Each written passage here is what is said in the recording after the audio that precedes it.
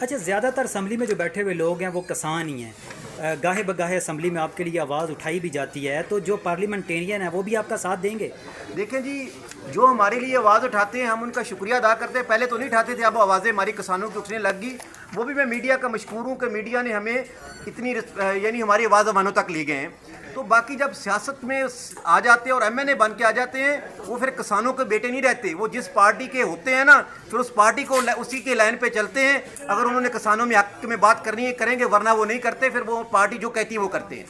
کتنے دن تک دھرنا شروع کریں گے یا کیا آپ کا ہم 15 ہم کوشش کریں گے. جیسے آپ نے کہا ہے کہ ملک کی سلامتی کا مسئلہ ہے، ہم ہر طرح کی کوشش کریں گے کہ ہمیں مجبوراً دھرنے پہ نہ آنا پڑے.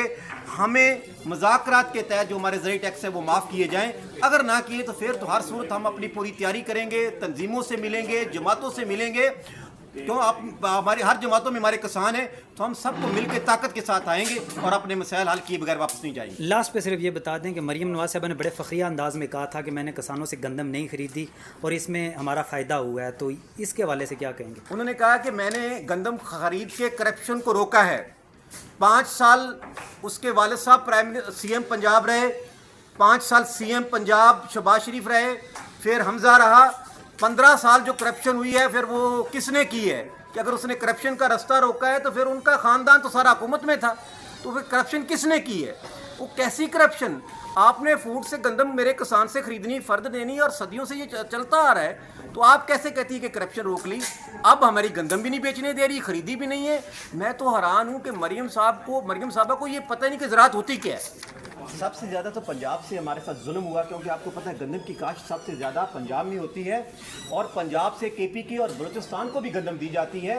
بلکہ ہمارے جو پاسکو ہے پورے، وہ بھی خرید کے ہمارے جو گورنمنٹ کی چیزیں ان کو بھی گندم ہم دیتے ہیں. لیکن سب سے زیادہ یہ ظلم ہوا کہ پہلے گندم خریدی نہیں گئی، اب میں گندم بیچنے جا رہا ہوں تو مجھے بیچنے نہیں دے رہی پنجاب گورنمنٹ. تو ایک تو سب سے بڑا ظلم یہ ہوا ہے، اور دوسرا ظلم یہ ہے کہ جو زرعی ٹیکس لگا دیا ہے. میں گورنمنٹ سے کہتا ہوں کہ زرعی ٹیکس ہر سال تو گندم کسان جو ہے نا روتا جا رہا ہے، وہ قرضوں میں دھستا جا رہا ہے. وہ تو پرافٹ میں ہی آپ ٹیکس لگائیں گے نا.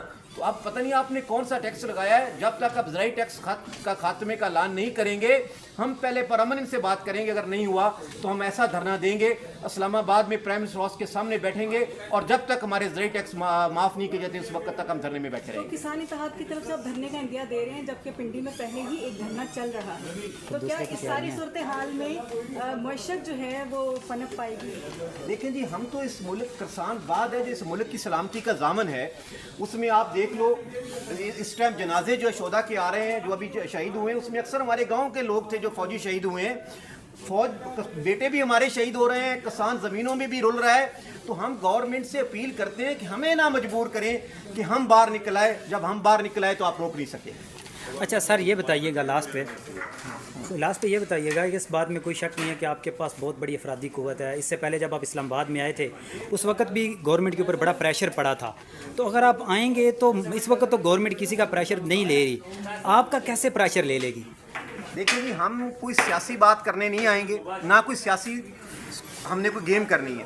ہم نے تو اوریجنل کسانوں کی آواز بن کے عواموں کو، بیٹھے ہوئے لوگوں کو بتانا ہے کہ آپ نے جو ٹیکس لگایا ہے وہ ہم پہ نہیں لگ سکتا، کیونکہ ہم لاس میں چل رہے ہیں، ہمیں پرافٹ نہیں ہو رہا، زراعت پہلے تباہ ہو گئی ہے.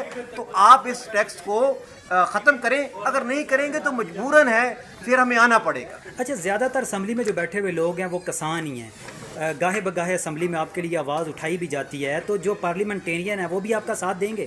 دیکھیں جی، جو ہمارے لیے آواز اٹھاتے ہیں ہم ان کا شکریہ ادا کرتے ہیں. پہلے تو نہیں اٹھاتے تھے، اب آوازیں ہماری کسانوں کی اٹھنے لگ گئی.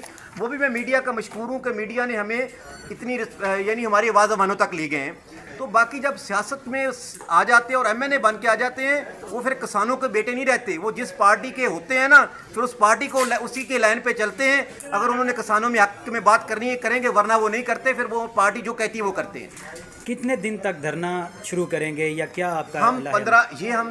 ہم کوشش کریں گے. جیسے آپ نے کہا ہے کہ ملک کی سلامتی کا مسئلہ ہے، ہم ہر طرح کی کوشش کریں گے کہ ہمیں مجبوراً دھرنے پہ نہ آنا پڑے. ہمیں مذاکرات کے تحت جو ہمارے زرعی ٹیکس ہے وہ معاف کیے جائیں. اگر نہ کیے تو پھر تو ہر صورت ہم اپنی پوری تیاری کریں گے. تنظیموں سے ملیں گے، جماعتوں سے ملیں گے. क्यों आप हमारी हर जमातों में हमारे किसान हैं, तो हम सबको मिल के ताकत के साथ आएंगे और अपने मसाइल हल किए बगैर वापस नहीं जाएंगे। लास्ट पे सिर्फ ये बता दें कि मरीम नवाज साहब ने बड़े फ़ख्रिया अंदाज में कहा था कि मैंने किसानों से गंदम नहीं खरीदी और इसमें हमारा फ़ायदा हुआ है, तो इसके हवाले से क्या कहेंगे? उन्होंने कहा कि मैंने गंदम खरीद के करप्शन को रोका है। 5 साल उसके वालिद साहब सीएम पंजाब रहे, 5 साल सीएम पंजाब शहबाज शरीफ रहे, फिर हमजा रहा। 15 साल जो करप्शन हुई है फिर वो किसने की है? कि अगर उसने करप्शन का रास्ता रोका है तो फिर उनका ख़ानदान तो सारा हुकूमत में था, तो फिर करप्शन किसने की है? वो कैसी करप्शन?